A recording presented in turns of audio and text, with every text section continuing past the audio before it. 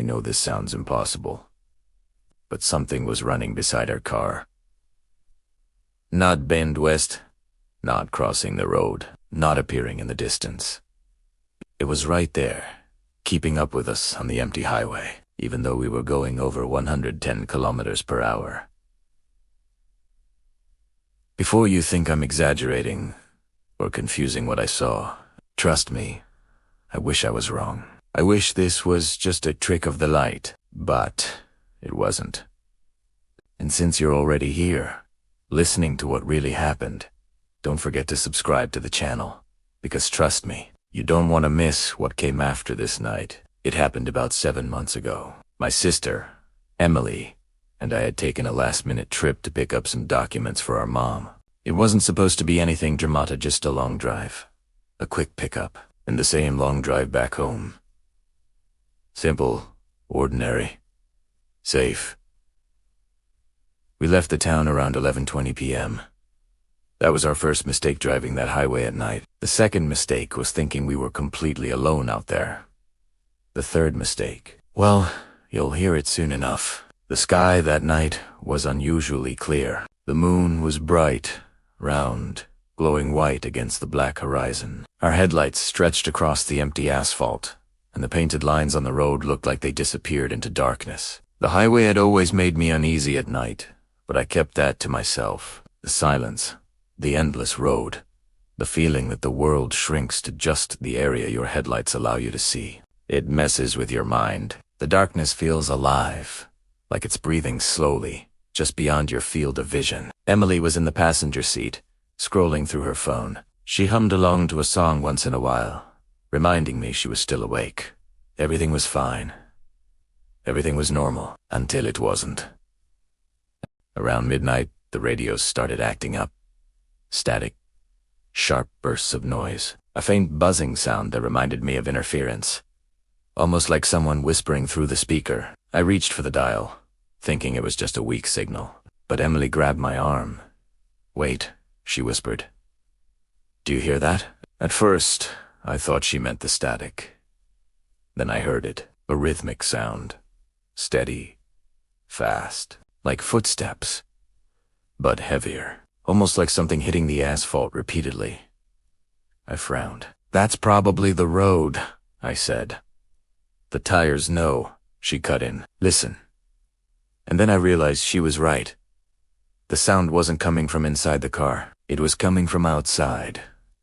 Specifically from the right side of the car. Emily leaned closer to the window, but before she could get too close, she jerked back like something had startled her. I think something's moving out there." I looked, expecting to see a coyote, maybe a deer. But there was nothing, just blackness, stretching into forever. "Probably shadows," I said, forcing a laugh. "Or your imagination." But the truth, I didn't believe my own words. Because the footsteps, those heavy, rhythmic steps, they didn't stop. They were keeping pace with the vehicle, and we were doing 110 kilometers per hour. Tell me, what runs that fast? A few minutes later, Emily spoke a goon accept. This time, her voice trembled. "Something's there."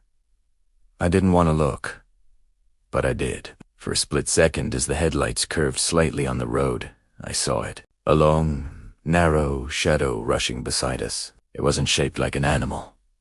It wasn't on 4 legs. It wasn't stumbling or struggling to keep up. It was tall, humanoid, fast. Its limbs moved in long, unnatural. Strides like its joints didn't bend the way they should. And its head was tilted too far to the side, as if it were staring directly at us. My stomach dropped. I blinked, and it vanished. Emily saw my reaction. "You saw it too," she whispered. "Don't lie." I didn't answer, because admitting it out loud would make it real. I pushed the gas pedal a little harder. 120 kilómetros por hora. 125 kilómetros por hora. The car hummed loudly, the engine vibrating under the strain.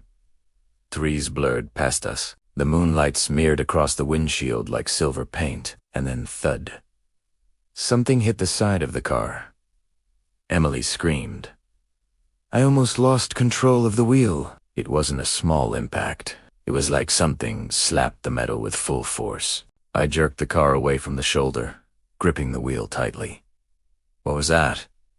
But I didn't need to ask. I already knew. Something was running right next to us, close enough to touch the car, close enough to hit it. I glanced at the right window again, and 'tis I saw it clearly. Not a shadow, not a blur, not a trick of the light. It was real. It was pale, almost white.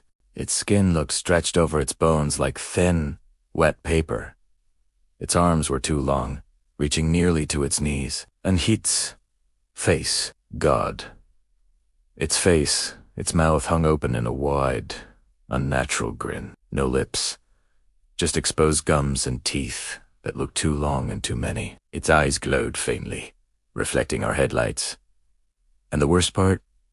It wasn't running. It was gliding just above the ground, almost floating. Its feet never touched the asphalt. Emily covered her mouth with both hands, sobbing. "Drive faster," she whispered. "Please, drive faster." I floored the accelerator. 130 kilómetros por hora. And 135 kilómetros por hora. The trees became streaks of darkness. The road seemed to move beneath us faster than I could process, but the creature didn't obey. It stayed right beside us. At one point it leaned closer to the window as if curious, or hungry. Its jaw shifted unnaturally, stretching wider, bones cracking under its skin. Emily begged me not to look at it, but I couldn't help it. Curiosity, terror, and disbelief. All of it mixed into something that made me look again and again, hoping each time it wouldn't be there. But it was. It was getting closer. If you're still listening to this, don't forget to subscribe to the channel, because this isn't even the worst part of the story. What happened next changed everything. The creature lowered itself until its face was parallel with Emily's window. It stared at her. Not blinking, not breathing, just studying her, like she was prey. Emily let out a sobbing yell and pushed herself against me, curling into the middle seat. "Don't let it in. Don't let it in." The creature's long finger sharp, claw-like reached for the door handle. The metal made a clicking sound under its grip. I swerved the car violently to the left. The creature vanished from view. For a second, I thought I'd managed to shake it off. I slowed slightly, breathless, my heart beating like it was trying to burst through my chest. But then, thump, a heavy weight dropped onto the roof of the car. Emily screamed again. I shouted something incoherent. The roof buckled inward slightly above us. The creature was on top of the car. Its weight shifted from one side to the other, making the entire vehicle sway. I couldn't speed up anymore without risking losing control, so instead, I did the only thing I could.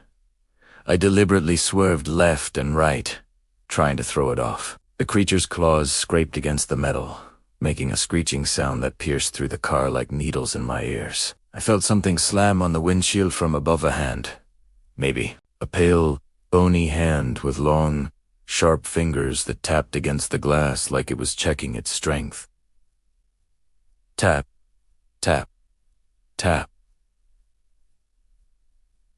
Tap, tap, tap, tap, tap, then a deeper hit, like it was trying to punch through. Up ahead, I saw something that felt like salvation. Bright lights, a long stretch of highway, illuminated by tall lamps. I drove toward them like my life depended on it. As soon as the car crossed into the lit area, the weight on the roof disappeared. Just gone. No thump, no jump, nothing. Emily and I sat frozen, panting, shaking. The car was silent, except for the rumbling engine. "Is it gone?" she whispered. I didn't know, but I wasn't about to stop to check. After about 2 minutes of silence, Emily turned her head toward the passenger window. No, no, no, no, no.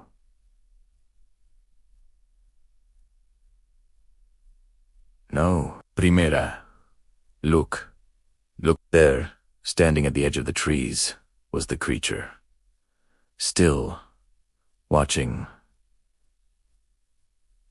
Its glowing eyes tracking our car as we passed. When a truck drove by in the opposite direction, its light swept across the forest, and the creature vanished, like it had never been there at all. By the time we reached home, Emily refused to leave the car until I checked the driveway 3 times. I inspected the vehicle the next morning. There were scratches long, deep scratches running across the side of the car and the roof. The kind no animal could make. The kind no person should be able to make. I didn't call the police. I didn't tell anyone. Who would believe it? We weren't supposed to see that thing, whatever it was. Whatever it wanted. But sometimes, not that night. When the house is quiet, I look outside, and I swear I see something pale standing at the tree line. Watching. Waiting. And I know one thing for certain. If it wants to find us again, it will. And if it does, I'm not sure we'll survive a second time. If you want more true scary stories like this one, don't forget to subscribe to the channel. You have no idea what else is out there in the dark, and I'll be here to tell you every piece of it.